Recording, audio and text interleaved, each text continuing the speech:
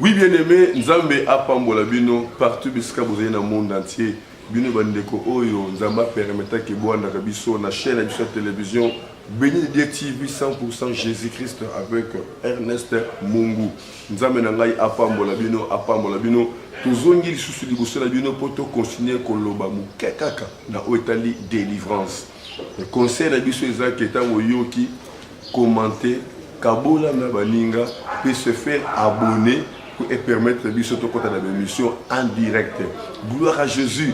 Nzambe nanga pambola yo osokomi fidèle na chaîne na biso de télévision vraiment Nzambe apambola yo. Tozo sala nyonso kaka pote yo oyo ka Nzambe na nzela na biso to pe o bénéficier na grâce Nzambe atie katikati na biso. Tozo bondela poto continuer suite il y a thème sur la délivrance. Seigneur, na peso lisusu merci. Ngonga nyonso oyo bandeko bandimi ko recevoir ngai. Molimono akamba ngai na lobako ute pai na yo pour la délivrance et édification ya libota na yo na kombo twasia to bondeli. Amen. Bien-aimé, talingi olandanga sus na muke na zo bakisela yo. Tolobi la délivrance c'est une action de délivrer. Délivrer, se rendre libre. Nani auto rendre libre. Il faut te yeba nini o ekangi nini o bloqué et surtout yebi to comprendre na instrument ni auto ke nango pour que nous délivrer. Gloire à l'Éternel. Le temps est arrivé, mon frère, ma soeur. Tout comme il attend, il y a des gens qui ont des problèmes. Par rapport à la prière. Donc, il y a un problème. Mais prière, il y a un problème. Nous avons cet exemple. Tu as différentes sortes de. Or, chaque nzete est un instrument. Alors, quand yo problème na yo, ils correspondre dans le langue ya nzete. Bongo prière na yo, ils correspondre dans le langue ya instrument. Mais muto na problème, le ko nzete ya manga c'est komeli. Mais azwa na prière na ya mbeli ya mesa. Okwesa mondengeni. Okwesa mondengeni. Nzete manga c'est kembi makasi, mais aye na prière, ils correspondre na mbeli. Ce qu'on peut mêler à quoi ça nzete manga, so kebito yomoko ozoka bapota. Yomoko ovi ba peine nzete quoi été. Ne ba te mêler bazo souffrir na ba prière, bazo ganga, bazo gêner.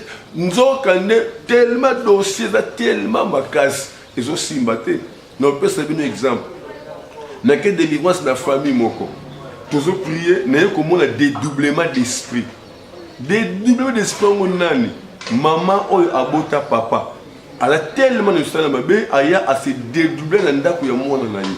Na bali ko chasser ce maman wana. Bima au nom de Jésus. Bien-aimé, nazo mona maman zo résister na prier na gagner maman résister. Nyoki nzamba yebisinga pour esprit a bima na ndako. Esengeli na yo na libota oyo bo gêner pendant des jours. Yo ka ba mzamba zoloba. Bo gêner na libota o pendant des jours. To ce qui révélation ezati ya maman na akovanda na ye wana. Abosala oyo alingi ya kolia lie ya kokanga kangi ya kokamola kamoli mais bino bozaka Jésus feu waneza muke par rapport à nguya ya esprit wa 24 na ndako na bino ya moto senga il faut collaborer na musali oyo azane moniseli il faut sambela l'église oyo azana ba don spirituel. Église ensemble, il faut vérifier, il faut que don spirituel et se manifester. Pour ceux qui ont une révélation, il faut se positionner. Gloire à l'Éternel. Il faut te gêner des jours dans l'Ibotawana pour explorer à quitter Ndakuana. Mais ceux qui ont une révélation étaient à quitter Nengeni. Ne pas se limiter à Sambelaka, à Mounio comme il va prier. Oui, pour Sambelaka solo. Mais le problème, c'est tellement néné. Par rapport à la prière au Bozosal. Nous peut servir un exemple dans Moukana Nzambe, dans Matthieu chapitre 17. Matthieu 17, 14 à 21. Matthieu 17, 14 à 21. Et là, vous allez comprendre bien. Lorsqu'ils furent arrivés près de la foule, un homme vint se jeter à genoux devant Jésus et dit: Seigneur, aie pitié de mon fils qui est lunatique et qui souffre cruellement. Il tombe souvent dans le feu et souvent dans l'eau. Je l'ai amené à tes disciples et ils n'ont pas pu les guérir. Race incrédule et perverse, répondit Jésus. Jusqu'à quand serai-je avec vous? Jusqu'à quand vous apporterai-je? Amenez-les-moi ici. Jésus parla sévèrement au démon qui sortit de lui, et l'enfant fut guéri à l'heure même.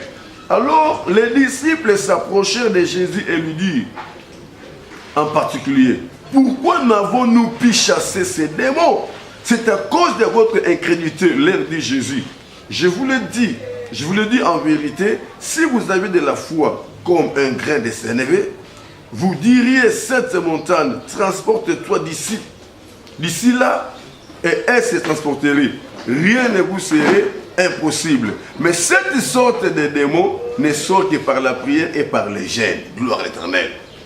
Si on a tout nos moutons, quand on a disciple, on a bengana qui va démon à Kéti. Jésus a bengani démon qui. Et comme à tout les disciples, Jésus a dit que démon il faut prier dans jeûne. Est-ce que Jésus a gêné? Sur place à gênaïté. Donc pour dire que force, il y a prière, il y a des disciples. Pour être comme un niveau, il faut qu'il se gêne. La prière n'a pas où. Donc prochainement, tu parler sur les jeûnes et prières. Parce que jeûne, ils ont fortifié les prières.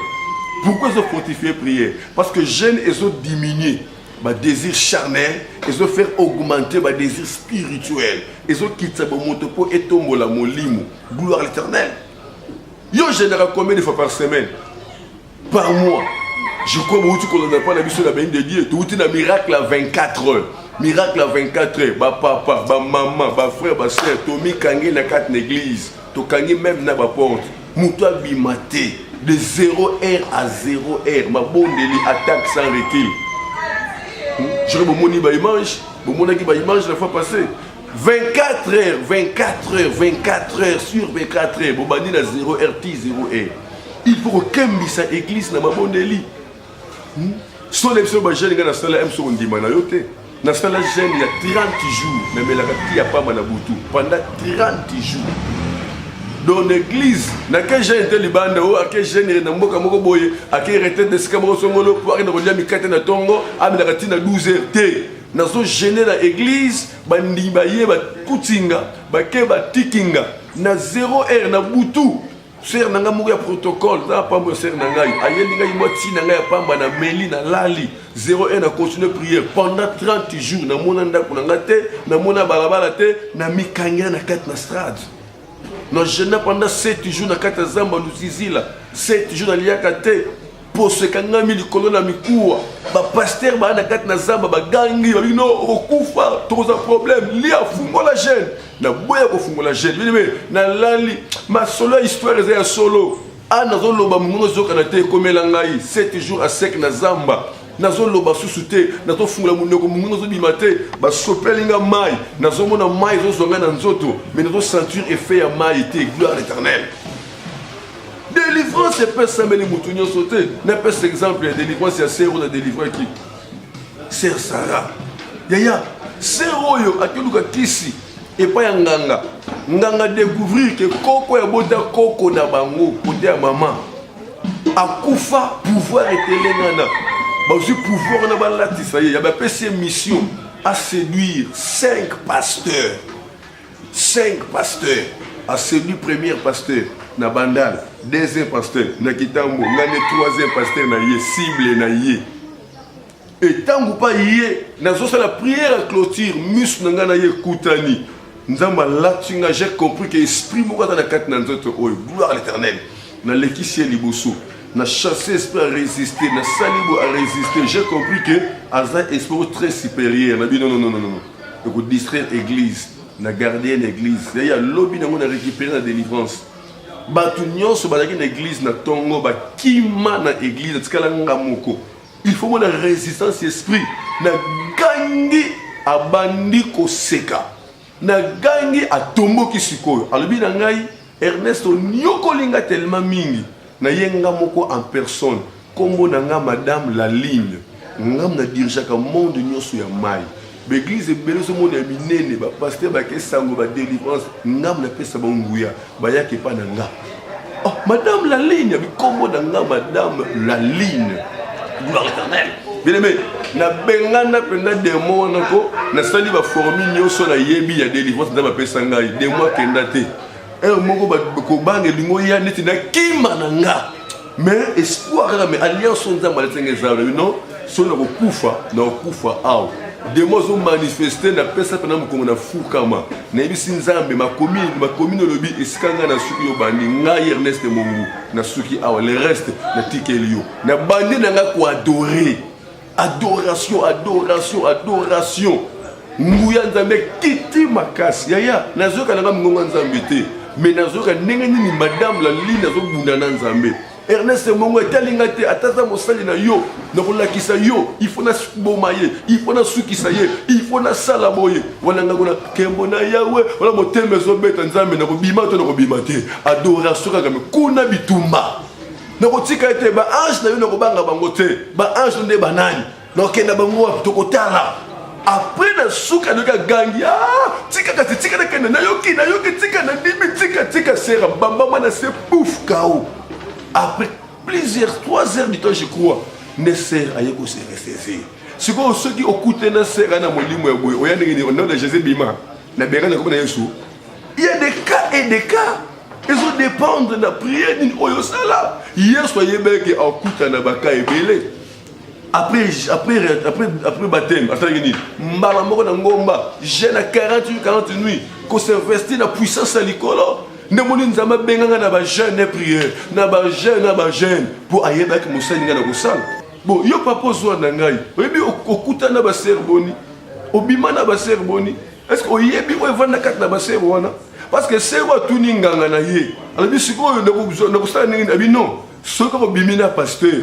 Bo silisi yo ke na yo le reste za na mobiso. Donc pour dire que ti bozana pasteur, déjà biso de côté kat na opération. Ya yo zo loba lelo, mi ba le demande na bango ye bango te.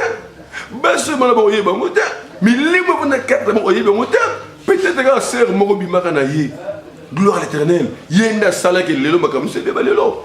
Ozana posa ko luka révélation na makamu nyonso zo marché te. Komi ka na prière te na zo bondela na priaka na ndako makamu zo na ndaku. Eya benga biso na 00243 89 75 15 851. 00243 89 75 15 851 00243 81 42 17 534 81 42 17 534 évangéliste Ernest Mungu na chaîne na biso ya Béni de Dieu TV 100% Jésus Béni de Dieu TV 100% Jésus oyoki commenter, Kabola peut se faire abonner pour permettre de se faire une émission en direct. Qui vient d'actrice de la partage de la base. Les pambous d'Anzambe et la Nabino partout jusqu'à vous se retrouver pour la prochaine émission. Bye bye. Bye bye. Bye bye.